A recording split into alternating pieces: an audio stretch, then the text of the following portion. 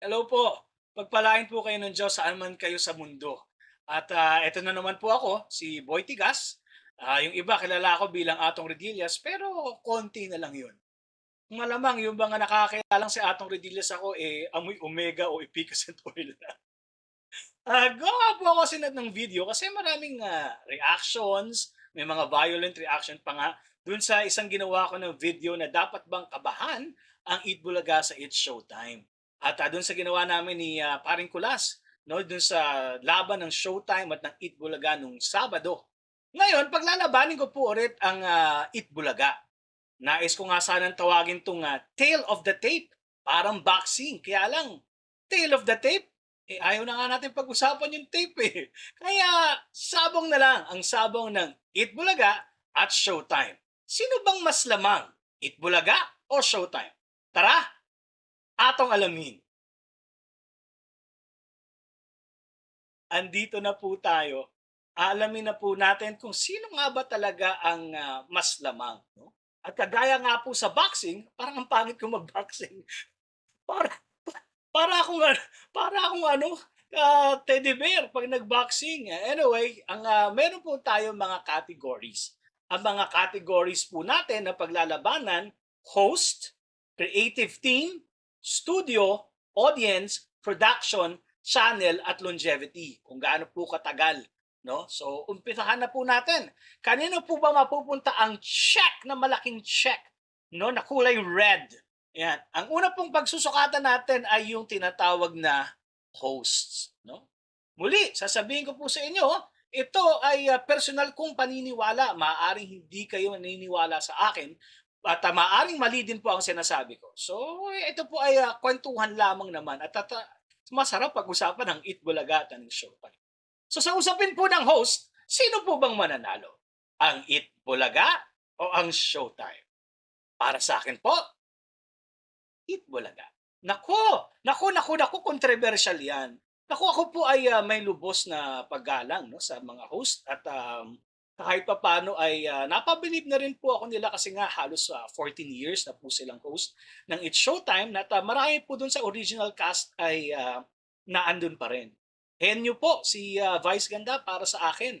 Maraming hindi natatawa kay Vice or maraming naiinis kay Vice. So depende naman po sa tao 'yan.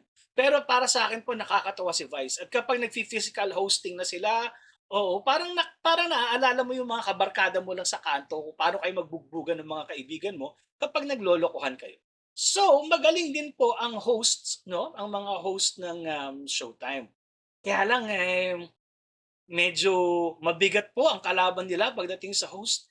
Tito Vic and Joey. Naku, ilang taon na po yan. Ilang taon na po silang nag-host. So pagdating po sa galing, unquestionable. Bow na po tayong lahat dyan pagdating sa hosting ng Tito Vic and Joey. Alam niyo po, kaya nga po sinasabi ko bias ako kasi ang pinaka-paborito ko pong komedyante, maniwala man po kayo sa hindi, ay si Joey De Leon. Siya po talaga yung paborito kong comedian. Of course, si Dolphy po, tatay ko po yon sa John and Marcia. Pero kung may gusto akong maging parang katulad na comedy, yung po yung kay Boss Joey. Kasi ang dami niya pong kayang gawin. Ngayon naman po, para sa akin, si Bossing Vic ang pinakamagaling na host na Pilipino all time. Sinong ilalaban nyo kay Bossing Vic? Gaya nga nung sabi ko dati, wala. Wala po kayong pwedeng ilaban kay Bossing Vic. Siya pa rin po ang pinakamagaling na host. Ngayon, ang pamatay nito, meron pang Jowa Pau. Meron pang Jowa Pau. Paano po ilang beses ba kayong pinatawa ni Jose? Si Jose na willing na mahulog sa maduming ilog, 'di ba? Ang tatlong lola, 'di ba? Grabe. Andiyan pa si Alan Kay at andiyan pa ang buong mga Dabarkads na sobrang gagaling din. Ngayon, sa usapin po ng host, ibibigay ko po ito syempre sa Eat Bulaga. Bakit kamo? Isa lang pong punto. Kapag inalis mo si Vice Ganda sa Eat Bulaga, nako, medyo medyo alangan na po eh. No? Pero may alasin ka man sa Tito Vic and Joey, kaya pa din.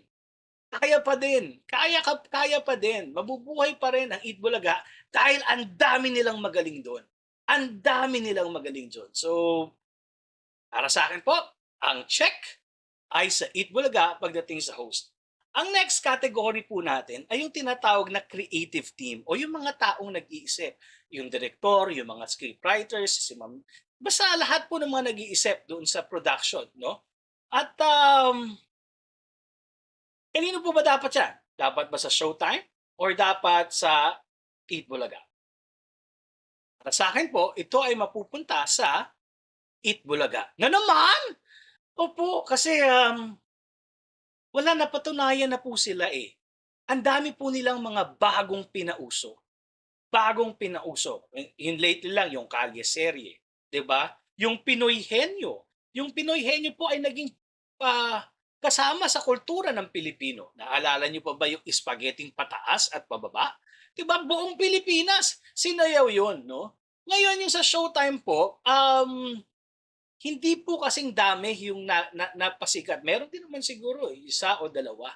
At alam niyo po kasi nagsimula yung Showtime dati parang bagong konsepto eh. 'Di ba? Talagang ano lang siya, hindi siya parang Itbulaga. Ngayon kasi parang parehas na silang show, parehas na silang variety show. Noon dati parang kasi siyang contest lang ng pinakamagagaling sumayaw tapos may nagja-judge. Period. Ganun nga yung Showtime noon eh. Tapos naging na siyang parang variety show ng Itbulaga. So naging kopya.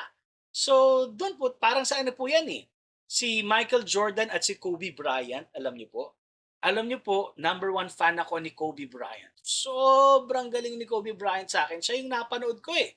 So, pag tinanong mo kung sino pinakamagaling na basketball player, sa puso ko si Kobe Bryant. Pero ang alam ko si Michael Jordan. Kasi nakita ko eh. Kinopya lang ni Kobe si Michael Jordan. Bagamat mas magaling si Kobe or mas naayos niya, kinopya pa rin ni Michael Jordan eh. Kinopya pa rin niya si Michael Jordan eh. So sa puntong po ito ay ibibigay ko po yung creative team sa Itbulaga po. So dalawa na. Dalawa na po sa Itbulaga. Ngayon ang susunod ko pong gustong pag-usapan ay yung studio. Yung studio, kung saan po sila nagtatanghal. Sa totoo lang po, maliit po ang stage ng Showtime. At definitely maliit din ang stage ng Eat Bulaga. So technically, parehas lang silang may check or pwede silang parehas na walang check.